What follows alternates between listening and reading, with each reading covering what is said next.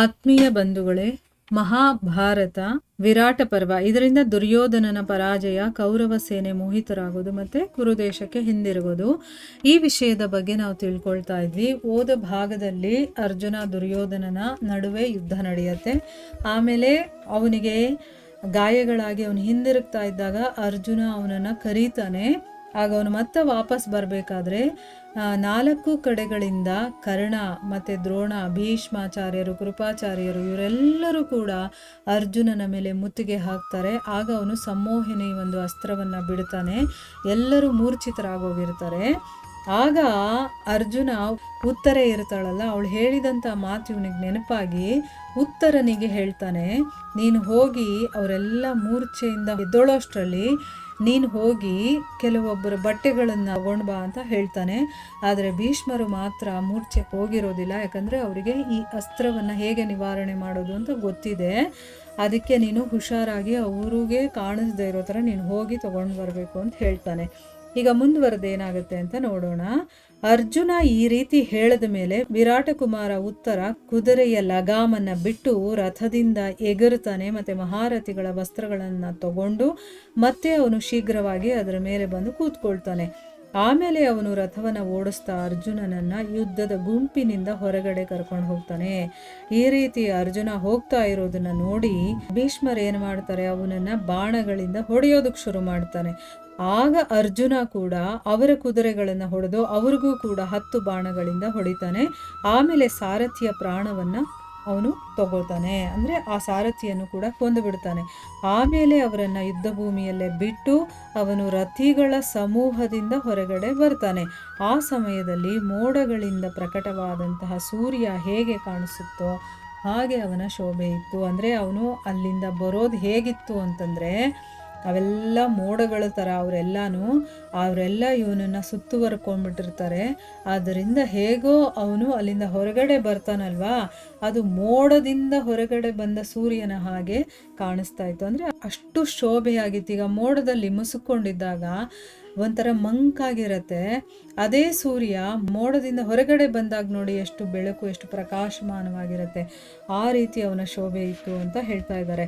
ಇದಾದ ಮೇಲೆ ಕೌರವ ವೀರರಿಗೂ ಕೂಡ ನಿಧಾನವಾಗಿ ಪ್ರಜ್ಞೆ ಬರುತ್ತೆ.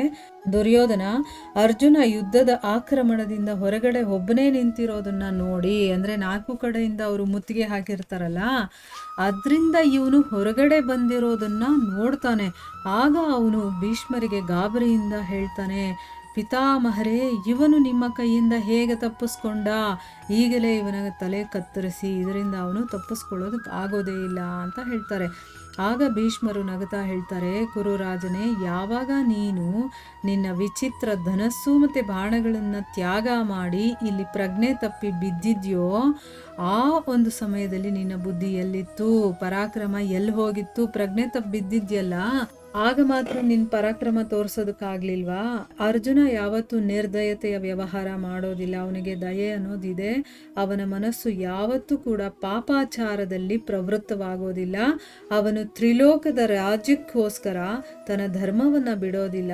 ಇದೇ ಕಾರಣಕ್ಕಾಗಿ ಅವನು ಈ ಯುದ್ಧದಲ್ಲಿ ನಮ್ಮೆಲ್ಲರ ಪ್ರಾಣವನ್ನು ತಗೊಂಡಿಲ್ಲ. ಅಂದರೆ ಎಲ್ಲರೂ ಪ್ರಜ್ಞೆ ತಪ್ಪಿದ್ದಿದ್ವಲ್ಲ, ಬೇಕಾದರೆ ಕೊಂದು ಬಿಡ್ಬೋದಾಗಿತ್ತು ಅವನು ಅಲ್ವಾ. ಆದರೆ ಅವನು ಧರ್ಮದಿಂದ ನಡ್ಕೊಳ್ತಾನೆ. ಯಾವತ್ತೂ ಅವನು ಧರ್ಮವನ್ನು ಬಿಡೋದಿಲ್ಲ. 3 ಲೋಕಗಳನ್ನು ಕೊಟ್ಟರು ಕೂಡ ಅವನು ಧರ್ಮವನ್ನು ಬಿಡೋದಿಲ್ಲ. ಅದಕ್ಕೋಸ್ಕರ ನೀನು ಇನ್ನೂ ಬದುಕಿದೀಯಾ, ಈಗ ನೀನು ಶೀಘ್ರವಾಗಿ ಕುರುದೇಶಕ್ಕೆ ಹಿಂದಿರುಗಿ ಹೋಗು.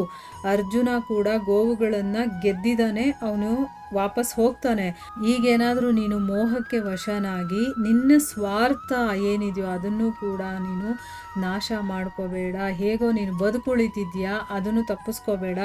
ಎಲ್ಲರೂ ಕೂಡ ತಮಗೋಸ್ಕರ ಹಿತಕರವಾದಂಥ ಕಾರ್ಯವನ್ನು ಮಾಡಬೇಕು. ಅಂದರೆ ನಮಗೂ ಒಳ್ಳೇದಾಗಬೇಕು, ಬೇರೆಯವ್ರಿಗೂ ಒಳ್ಳೇದಾಗಬೇಕು, ಆ ರೀತಿ ಕೆಲಸಗಳನ್ನು ಮಾಡಬೇಕು ನಾವು. ಈಗ ನಿನ್ನನ್ನು ಉಳಿಸ್ಕೊಳ್ಳೋದನ್ನು ಮೊದಲು ನೀನು ನೋಡು, ಇಲ್ಲಿಂದ ಹೋಗು ನೀನು ಅಂತ ಹೇಳ್ತಾರೆ. ಪಿತಾಮಹರ ಈ ಹಿತವಚನಗಳನ್ನು ಕೇಳಿ ದುರ್ಯೋಧನನಿಗೆ ಈಗ ಈ ಯುದ್ಧದಲ್ಲಿ ಯಾವುದೇ ಲಾಭದ ಆಸೆ ಇರಲಿಲ್ಲ. ಅವನೇನು ಮಾಡ್ತಾನೆ, ಒಳಗೊಳಗಡೆನೆ ಅವನಿಗೆ ಬೇಜಾರಾಗ್ತಾ ಇದೆ. ಅಂದರೆ ಖುಷಿನೇ ಇಲ್ಲ ಅವನಿಗೆ. ಆ ಖುಷಿ ಇಲ್ಲದೆ ಇರುವಂಥ ಆ ಭಾರವಾದಂಥ ಮನಸ್ಸನ್ನು ತಗೊಂಡವನು ದೀರ್ಘವಾದಂಥ ಉಸಿರನ್ನು ತಗೊಂಡು ಸುಮ್ಮನೆ ಆಗ್ತಾನೆ. ಇವಾಗ ಇವರು ಹಿಂಗೆ ಹೇಳ್ತಾ ಇದ್ದಾರಲ್ಲ, ಈಗ ಕೇಳಲಿಲ್ಲ ಅಂದರೆ ಆಗೋದಿಲ್ಲ ಅಂತಂದ್ಬಿಟ್ಟು ಇತರ ಯೋಧರಿಗೂ ಕೂಡ ಭೀಷ್ಮರ ಈ ಸಲಹೆ ಸರಿ ಅಂತ ಅನಿಸುತ್ತೆ. ಯುದ್ಧ ಮಾಡೋದ್ರಿಂದ ಅರ್ಜುನ ರೂಪಿ ಅಗ್ನಿ ಹೆಚ್ಚು ಹೆಚ್ಚಾಗೆ ಪ್ರಜ್ವಲಿಸ್ತಾ ಇತ್ತು. ಅದಕ್ಕೋಸ್ಕರನೇ ದುರ್ಯೋಧನನ ರಕ್ಷಣೆಯನ್ನು ಮಾಡ್ತಾ ಏನು ಮಾಡಿದ್ರು, ಎಲ್ಲರೂ ಕೂಡ ಹಿಂದಿರುಗಿ ನಾವು ವಾಪಸ್ ಹೋಗೋದೇ ಸರಿ ಅನ್ನೋದನ್ನು ಅವ್ರು ಎಲ್ಲರೂ ಕೂಡ ಒಪ್ಕೊಳ್ತಾರೆ ಮತ್ತು ಇಷ್ಟನೂ ಕೂಡ ಪಡ್ತಾರೆ. ಕೌರವ ವೀರರು ಹಿಂದಿರುಗ್ತಾ ಇರೋದನ್ನು ನೋಡಿ ಅರ್ಜುನನಿಗೆ ಬಹಳ ಸಂತೋಷ ಆಗುತ್ತೆ.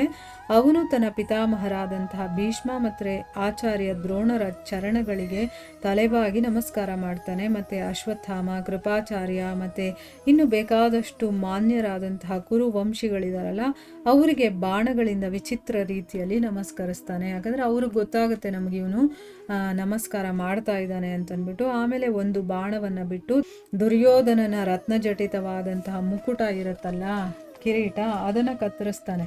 ಈ ರೀತಿ ಮಾನನೀಯ ವೀರರನ್ನ ಸತ್ಕರಿಸಿ ಅವನು ಗಾಂಡೀವ ಧನಸ್ಸಿನ ಠಂಕಾರದಿಂದ ಜಗತ್ತನ್ನ ಗುಂಜಾಯಮಾನವಾಗಿಸ್ತಾನೆ. ಅಂದರೆ ಅದರ ಸೌಂಡು, ಅದರ ಠಂಕಾರ ಇದೆಯಲ್ಲ, ಅದೆಲ್ಲ ಕಡೆ ಹರಡೋ ಥರ ಮಾಡ್ತಾನೆ. ಆಮೇಲೆ ಸಾಧಾರಣವಾಗಿ ದೇವದತ್ತ ಅನ್ನುವಂತಹ ಶಂಖವನ್ನು ಊದ್ತಾನೆ. ಅದನ್ನು ಕೇಳೇ ಶತ್ರುಗಳ ಹೃದಯ ಎಲ್ಲ ನಡುಗೋಗುತ್ತೆ. ಆ ಸಮಯದಲ್ಲಿ ತನ್ನ ರಥದ ಸುವರ್ಣಮಾಲೆಯಿಂದ ಮಂಡಿತವಾದಂತಹ ಧ್ವಜದಿಂದ ಸಮಸ್ತ ಶತ್ರುಗಳನ್ನು ತಿರಸ್ಕರಿಸಿ ಅರ್ಜುನ ವಿಜಯೋಲ್ಲಾಸದಿಂದ ಶೋಭಿತನಾಗ್ತಾ ಇದ್ದ. ಅಂದರೆ ಅಷ್ಟು ಚೆನ್ನಾಗಿ ಕಾಣಿಸ್ತಾ ಇದ್ದ ಅವನು. ಯಾವಾಗ ಕೌರವರು ಹೊರಟು ಹೋಗ್ತಾರೋ ಆಗ ಅರ್ಜುನ ತುಂಬ ಸಂತೋಷದಿಂದ ಉತ್ತರನಿಗೆ ಹೇಳ್ತಾನೆ, ರಾಜಕುಮಾರನೇ, ಈಗ ಕುದುರೆಗಳನ್ನು ಹಿಂದಿರುಗಿಸು. ನಿಮ್ಮ ಹಸುಗಳನ್ನು ಕೂಡ ನಾವು ಈಗ ಗೆದ್ಕೊಂಡಿದ್ದೀವಿ, ಮತ್ತು ಶತ್ರುಗಳು ಕೂಡ ಓಡ್ ಹೋದ್ರು. ಅದಕ್ಕೋಸ್ಕರ ಈಗ ಸಂತೋಷದಿಂದ ನಿಮ್ಮ ನಗರದ ಕಡೆ ನಡೆ ಅಂತ ಅಂದ್ಬಿಟ್ಟು ಅವನು ಹೇಳ್ತಾನೆ. ಕೌರವರ ಅರ್ಜುನನ ಜೊತೆ ನಡೆದಂತಹ ಈ ಅದ್ಭುತ ಯುದ್ಧವನ್ನು ನೋಡಿ ದೇವತೆಗಳು ಕೂಡ ಬಹಳ ಪ್ರಸನ್ನರಾಗ್ತಾರೆ. ಮತ್ತು ಅರ್ಜುನನ ಪರಾಕ್ರಮವನ್ನು ಸ್ಮರಣೆ ಮಾಡ್ಕೊಳ್ತಾ ಅವರು ಕೂಡ ತಮ್ಮ ತಮ್ಮ ಲೋಕಗಳಿಗೆ ಹಿಂದಿರುಗ್ತಾರೆ. ಇಲ್ಲಿ ಅರ್ಜುನನ ಯುದ್ಧವನ್ನು ನೋಡೋದಕ್ಕೆ ಅವರು ಕೂಡ ಬಂದಿರ್ತಾರೆ. ಮೇಲ್ಗಡೆಯಿಂದ ಆಕಾಶದಿಂದ ನೋಡ್ತಾ ಇರ್ತಾರಲ್ಲ, ಎಲ್ಲರಿಗೂ ಕೂಡ ಸಂತೋಷ ಆಗುತ್ತೆ. ಮತ್ತು ಅವ್ರು ವಾಪಸ್ಸು ತಮ್ಮ ತಮ್ಮ ಲೋಕಗಳಿಗೆ ವಾಪಸ್ ಹೋಗ್ತಾರೆ. ಇಲ್ಲಿಗೆ ನಾವು ನಿಲ್ಲಿಸೋಣ. ಹರೇ ಕೃಷ್ಣ.